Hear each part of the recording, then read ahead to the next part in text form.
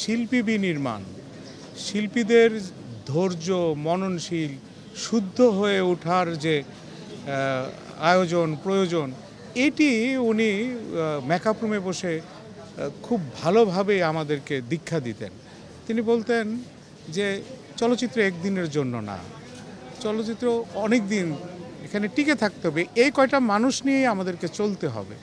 আসলে আমরা এখন দেখছি যে কয়টা মানুষ নিয়ে আমরা চলছি। তিনি আরেকটা কথা বলতেন, চলচ্চিত্রের মানুষের তারা স্থান পরিবর্তন করে পৃথিবী ছেড়ে চলে যায়, কিন্তু তাদের কিন্তু মৃত্যু নেই। তারা পর্দা যতদিন থাকবে ততদিন চলচ্চিত্রের মানুষ বেঁচে থাকবে। আজকে প্রবীরদা নেই, কিন্তু প্রবীরদা কিন্তু বেঁচে আছেন পর্দায়। কখনো নবাব সিরাজউদ্দৌলা, কখনো একজন ব্যর্থ প্রেমিক, কখনো একজন আদর্শবান বাবা, আদর্শবান শিক্ষক, কখনো বা নির্যাতন শ্রমিক নেতা।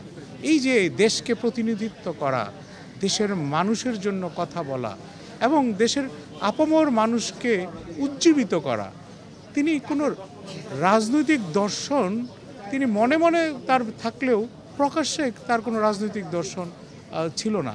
তিনি মানুষের জন্য কাজ করতে চাইতেন। যেখানেই আমরা ঐক্যবদ্ধ হতে চাইতাম সেখানে প্রবীরদার একটি উপদেশ থাকতো যে মিলেমিশে কাজ করো। ইন্ডাস্ট্রিটা খুব ছোট, কিন্তু এই ইন্ডাস্ট্রি ছোট হলেও এই ছোট ইন্ডাস্ট্রির দিকে পুরো জাতি তাকিয়ে থাকে। পুরো জাতির ফ্যাশন, পুরো জাতির কথা বলা, পুরো জাতির আধুনিকতা নিয়ন্ত্রণ করে কিন্তু এই চলচ্চিত্র। সুতরাং এই চলচ্চিত্রের মানুষদের এমন কিছু করা উচিত যেটি আমাদের বাংলাদেশ বিনির্মাণে যেন কাজে লাগে। তা আমরা আজকে তাই দেখছি, আমাদের প্রিয় মানুষগুলো হারিয়ে যাচ্ছেন একে একে। আমরা শিল্পীর কোনো স্থান পূরণ করা যায় না, কেউ কারো স্থান পূরণ করতে পারে না, কিন্তু শিল্পী হারিয়ে যাচ্ছে চেয়ে বড় কথা আমরা অভিভাবক শূন্য হয়ে যাচ্ছি। যেই মুহূর্তে আমাদের চলচ্চিত্রের ক্রান্তিকাল, চলচ্চিত্র ঘুরে দাঁড়ানোর চেষ্টা করছে, সেই মুহূর্তে তিনি চলে গেলেন। একটি ভালো উপদেশ আমাদেরকে দেবেন, আমাদেরকে আলোর পথ দেখাবেন, সেটি হয়তো তার পক্ষে আর সম্ভব হবে না, কিন্তু তারপরও আমরা তার কাছ থেকে আলোর পথ আমরা পাবো। কিভাবে পাবো?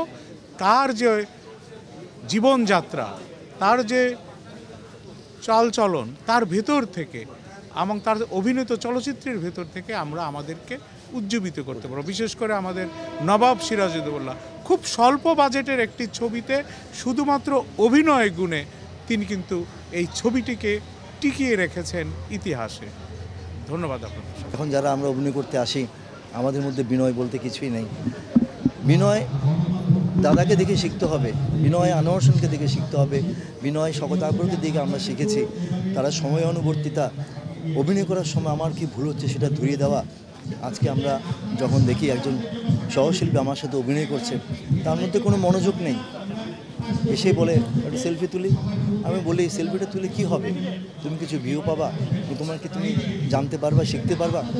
আমার সাথে যে সিকোয়েন্সটা করবা কিংবা আজকে যে কাজটা করবা সেটা নিয়ে আমার সাথে আলোচনা করো, যে এই সিকোয়েন্সটা করবো, আমি কীভাবে ডেলিভারি দেবো। সেটা কেউ এখন আর করে না বিধায় আমাদের মধ্যে আরেকজন প্রবীর মিত্র, একজন আনোয়ার হোসেন সৃষ্টি হচ্ছে না। আদৌ হবে কি না, এই শূন্যস্থান কখনোই পূরণ হওয়ার নয়, কিন্তু আমরা তো ওনাদের দেখেই শিখেছি। সেই শিক্ষাটা যদি আমরা কাজে লাগাতে না পারি তাহলে আমরা তো আরও মেধাহীন হয়ে যাব।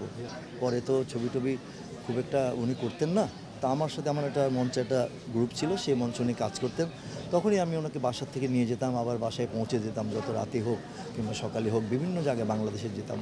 একটা পর্যায়ে ওনার ছেলেরাও নিষেধ করে দিল যে কাকু বাবা তো অসুস্থ থাকে, ওনাকে নিয়ে টানা হেঁচড়া না করলে নয়। তাই বললাম যে তোমাকে টানা হেঁচড়া করলে বরঞ্চ উনি ভালো থাকবে, ওনাকে যদি তোমরা এইভাবে ঘরে আটকে রাখো তাহলে ওনার মনটা তো মরে যাচ্ছে, উনি তো কাজ করতে চায়। তো আমরা সেভাবেই ওনার সাথে করব, কিছুই করতে হবে না, কোথাও ওনার যেতে হবে না, আমরাই ওনাকে বাসায় থেকে নিয়ে যাব, বাসায় পৌঁছে দেবো, কিন্তু ওনাকে কাজ করতে দাও, তাহলে উনি একটু সুস্থ থাকবে। তো যতটুকু হোক যতদিন হোক পেরেছে। তার পরবর্তীতে যখন বার্ধক্যজনিত কিছু রোগ, কানেও কম শোনা শুরু হলো, হাঁটতে গেলে খুঁড়িয়ে খুঁড়িয়ে হাঁটে, তারপরে তো গেলই হুইল চেয়ার শুরু করলো, কথা বললে কথার উত্তর দিতে পারে না, হ্যাঁ হ্যাঁ এক কথা বলে 10 বার, চোখে কম দেখতো। এই করতে করতে করতে করতে আমাদের কাছ থেকে বিচ্ছিন্ন হয়ে গেল। ফোন দিলে কথা বলবো সেটাও তো পারবেন না উনি, ফোনটা দিলে রিং হচ্ছে সেটাও তো শুনে না। তখন ছেলেপেলেদেরকে ফোন দিতাম, তখন তারা থাকতো অফিসে, তারা যখন বাসায় আসতো তখন তাদেরও হয়তো মনে থাকতো না যে আমি ফোন করেছি, তার বাবাকে বলবে যে, তো লাভটা কী, উনি তো আমার কথা শুনবে না, ফোনে দিলেও তুমি আমার কথা উত্তর দিতে পারবে না। এই করতে করতে আসলে আমাদের সাথেও দূরত্বটা একটু বেড়ে গেল।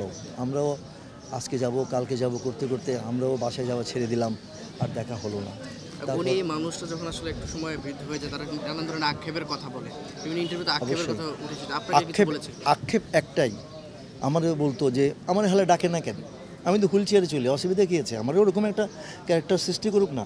উনি ঢাকায় বাসায় যেহেতু তাঁতিবাজার ছিলেন, ওই অ্যাকসেন্ট কথা বলতে পছন্দ করতো, আমার ওরকম একটা ক্যারেক্টার সৃষ্টি করুক না, হুইল চেয়ারে বয়ে কমু ডায়লগ, অসুবিধা কী আছে। এই যে একটা অভিনয়ের শেষ পর্যন্ত অভিনয় করে যাওয়ার একটা মনের মধ্যে একটা চিন্তা চেতনা, এটা কিন্তু আমাদেরকে তখন অনেক কাঁদাতো, যে হৃদয়ে রক্তক্ষরণ বলে না, সেটাই হতো, যে অভিনয় করার জন্য এখনও পাগল, শয়ে শয়ে অভিনয় করেছে, কোনো চরিত্র তো বাকি নেই ওনার জন্য। কী চরিত্র বাকি রেখেছেন উনি, যারা সারা জীবন করলো আমরা সেই চরিত্রের ধারে কাছে যেতে পারবো না, ওই চরিত্রে কেউ আমাদেরকে কাস্টিং করবে না দাদার জন্য, কারণ উনি পারবে বিধায় সেই ধরনের চরিত্রগুলি তখন সৃষ্টি করা হতো, আমরা এখন পারিনি বিধায় আমাদের জন্য সেই চরিত্রের সৃষ্টি হয়নি আর হবেও না।